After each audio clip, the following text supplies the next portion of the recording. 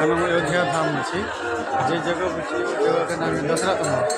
दशरथ महल के जस्ट आगा लाइन में लागल छै लंगर के लाइन आज कते सारा भीड़ छै। वो खाना खा रहा है तब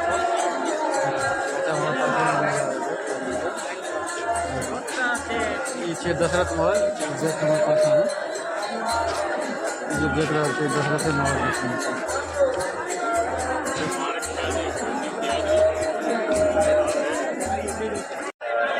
दशरथ भवन के आगा में देखियो लंगर चल रहा है दू जगह कते भीड़ है लंगर में कते सुचारू रूप से कते सुंदर ढंग से लंगर के चला रहा है।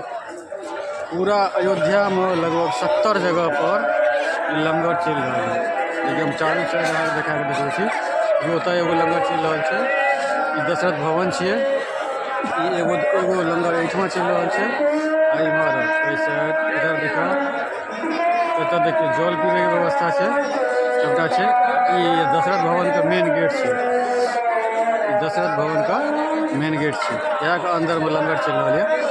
हम दशरथ भवन जा वो हम देख अंदर में दशरथ भवन के देखिए लंगर चल रहा है कते भीड़ है। सब जय श्री राम के नाम लगे खाना खा रहा है। अगर बज रहा है दिन को 9:30 लेकिन लंगर तैयार है और खाना तैयार है सबका तैयार है।